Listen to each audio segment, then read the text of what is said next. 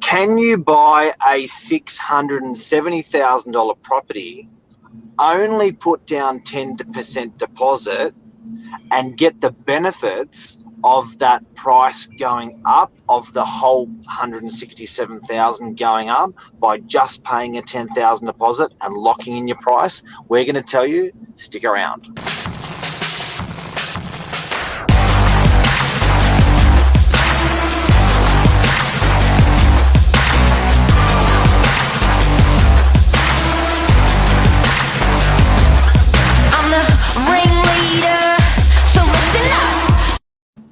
Good morning, everyone. Welcome to Morning Minutes. Myself, Michael Bergio, Mark Novak.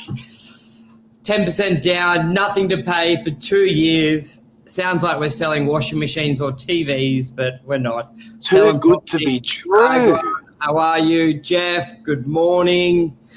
This top off the plan units, Mark, or new constructions are a little bit foreign to a lot of people, and they're not all, like a lot of agents or a lot of buyers, they're working in they may have lived or only bought in one suburb or one or two suburbs, and it's not common to have development. Like for us, it feels like, yeah, new development. But if you think about it, Mark, let's say you just lived in Coleroy and you've never lived anywhere else in Coleroy, you basically would have never seen a new build or bought a new unit. Like it's not. But hang on a sec. If I told you that you could buy a property, lock in today's price, because it's a rising market. Everyone is talking the market up. It's a rising market.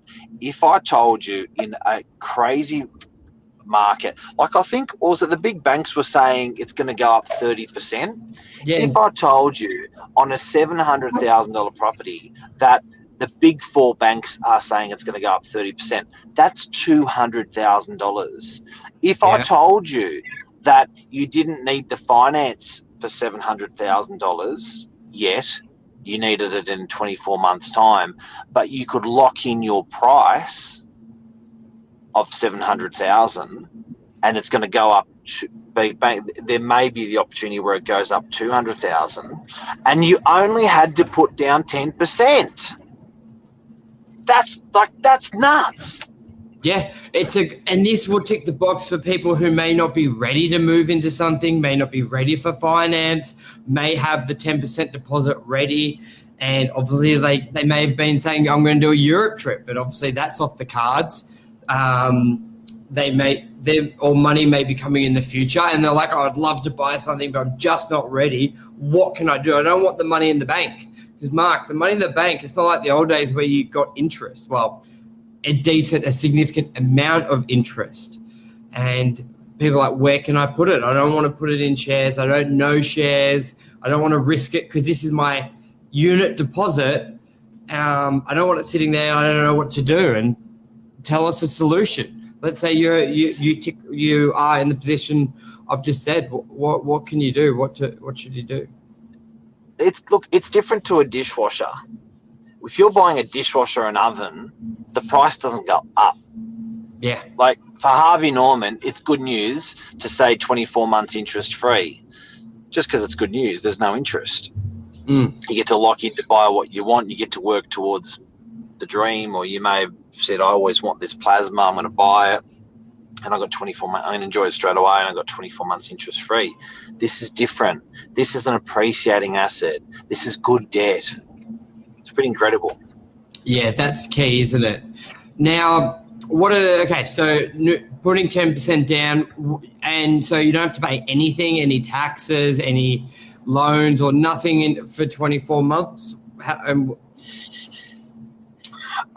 There are first home buyers, there may be a way around it with stamp duty. I think investors, you may have to pay your stamp duty within a certain amount of period, but it's interest free.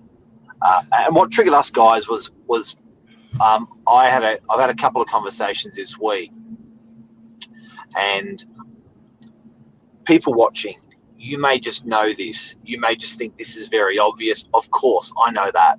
But most people actually don't. And what triggered me this week was a couple of conversations I'm having, and I'm speaking to these guys saying, they're going, what? If I buy a new unit, which is what we're talking about today, and I put down a 10% deposit, and it goes up 100,000. Let's just say 100,000. That's half what the professionals are speculating. The banks are speculating. Let's say it just went up 100,000. You're saying if I buy for 700 and it goes up to 800, I still only have to pay 700. I'm like, yes. They go, what? You're saying that I don't have to pay interest on the 700? No. I don't have to pay a mortgage for 2 years? No. I don't have to because a lot of people. I don't have to have finance for 2 years. Yeah, like these guys are saying, "What? I don't have to find. Like, how does that work? Because I don't want to buy off the plan because I don't have rent coming in to pay the mortgage for 2 years." People think like that, guys, and so let's set the record straight today. And just with what you said with stamp duty, let's say you do have to pay stamp duty. If it is applicable, you can push it back, which is it's pretty cheap. It's like, I remember I did it. It was like 80 cents a day or something ridiculous. So you can either pay it within 6 months of purchasing the property, or you can push it back to settlement as well. But there's now with first home buyers, Mark, up to I think it's $1 million is the scale's best for 850. So that you can almost get a 2-bedder, some great 1-beds, 1+ studies, and then it scales down up to $1 million. So first home buyers out there, there's a wide array of properties you will be able to buy with no stamp duty. So there's nothing to pay there. It takes the money out of your account, so there's no spending, it's forced, and you've got the asset. It's almost like you've got the growth benefits as if you bought it without having the repayments, which is great. So a lot of people will be like, I want to buy now, but I'm not ready to settle. And the market, everyone's saying it's going to go up 10, 20%. This sucks. Yes. Well, look at a new property, put down your 10%, and then you've secured it. You've locked in the growth. You've locked in the growth. Why the hell would a developer allow you to lock in the growth? I don't get it. Why are they leaving that money on the table for them not to make and for you to make? Yeah, banks. A lot of banks require, for the funding of the construction and the land, require the developer to get sales before construction can start. And then, like they say, before you start, we need 50% sales. And by 1 year, we need 80%. And so a developer, you use a great analogy, Mark. It's like if you only sell 3 bananas a week to a customer and you want them to buy 5 bananas, and in this scenario, bananas are property, but you only need 3, the only way to encourage you to take 5 or to sell 5 properties in that period is an incentive. So a really attractive price, and then you'll be able to sell. Because DY, let's say, only sells 30 properties a month, and if you need to sell 100 properties in a year, that's say 15 extra a month on top of what it normally does, there's got to be some incentive there. So that's why. So people can think, well, there's got to be a catch. Where's the catch? Because it sounds too good to be true. 10% down, lock in the growth, I get a brand new unit, all these tax benefits. Sometimes you can customize it. Yeah. Do you know how else it's also good? Sometimes people don't have the lending capacity today. Yes. Sometimes they've just changed a job, or they've just started their business or whatever.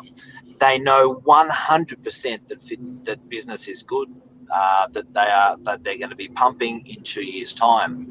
So it's actually quite good with that 24 months interest free, because what actually happens is you lock in your price today, you find the property you like today, and then you don't have the silly competition, by the way, that everyone's got at the moment, and you lock it in. And then in 2 years' time, when you've got your financial affairs in order, and 2 years of trading and 2 years of group certificates and 2 years of BAS statements, or whatever that looks like for you guys, then you go for the finance, then you get the approval. But you want to be sure. We're not financial advisors. You want to be making sure you're making sound financial advice before you're buying off the plan, before you're committing. But you know what? When you buy a property, you go through those emotions anyway. Yeah. You know what, Mike? That's key. There's a lot of people who had great jobs, a lot of savings and a pre-approval, which they lost because they either lost their job, got a pay cut, and they're like, this sucks. I had a 20-30% deposit and they won't lend me this. I'm stuck. Now I have to find a new job, work my way through. I was on JobKeeper. This is a great opportunity for people who may have had a good deposit, a big deposit, minimal expenses, and you're going to get back into the workforce, and banks like to see a couple months working. You can buy a new property, put down the 10%, and you go, well, in 2 years I'll be good. So it's I think in these times with low stock, prices going 5, 10, 15, 20% above the guides, it's really good to look at it when you've got a development where there could be 5 or 6 you like, 5 or 6 within your price range. You've got a bit more time and you can go through the process. So guys, this morning, if you've just tuned in, we're talking about 24 months interest-free, locking in your price. This is, for example, an off-the-plan property that we're selling. 670,000 is a one-bedroom unit. 600,000 is a 5 odd for a studio. Yeah. Then you've got 2-bedders in there for 950. You got 3-bedders in there for just over $1 million. And the key is here. Another thing that you've locked your price. So yes, you've bought it for today's price, but when you settle on it, you've locked in your 2021 price, and you settle in it in 2023. You're still paying a 2021 price. Here's another kicker: you can save a greater deposit. So if you and your partner are good savers and you've got the ability of saving $30,000 a year, well, you put your deposit down today of 10% and you save another 30 and another 30, and you're not paying interest, and that now you've got another 60 ready for settlement, and you spend the tax. You know what you do when you buy like this? You become a good citizen. Yes. For 2 years, your wife says to you, look, should we take that holiday? You go, look, at the moment, let's just hold off until we settle on the unit. For 2 years, should we buy the new car? For 2 years, you'll actually form really good disciplines because you're working towards the dream of buying your unit or settling in the unit that you've purchased. And you know what, Mark? I was thinking with the first home buyer where you can only pull out of your super, say, 15 grand per year. This allows you to get through 2 financial years, if not 3, so you can pull out a little bit more money. Okay, so can you say that one again? Say that one again. So first, that's a big one. So first home buyers, you can use your super to purchase properties under certain conditions. You got to qualify for these conditions, but there is the ability where you can use some of your super to purchase a property. So if you've got 2, but you can only pull out so much per year. And Michael, you nailed it. Yeah, I think it's, say, for a single, it's 15 grand. For a couple, it's 30,000. So you may have some cash, but you want to not pay mortgage insurance if it applies. And you pull out another 30 grand each, you got another 60 grand. So 60 grand for a 600K unit, and then 60 grand again, you got your 20% deposit. You've got a couple years. There's great benefits to do it. Who would have thought you could have got interest free with property? And this is a hack, and this is how you get interest free on a property while you've locked in your price while the market's going absolutely crazy.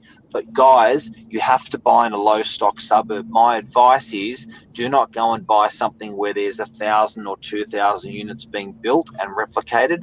Buy in a suburb where there's low stock and there's not a lot of new properties being dropped into the suburb all the time. So be careful about how many properties are going to be dropped into the top of the funnel, because coming out, you don't want too many properties coming out of the bottom. So low stock suburbs if you're buying off the plan.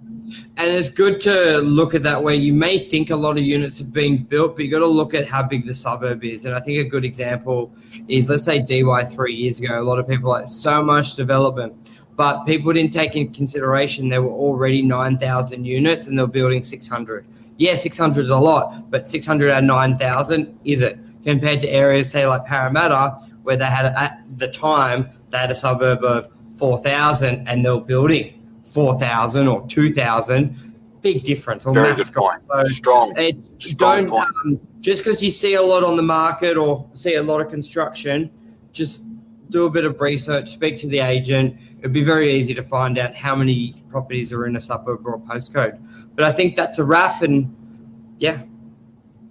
Lock in your price, interest free for 24 months. Too good to be true. It's not. Talk to us.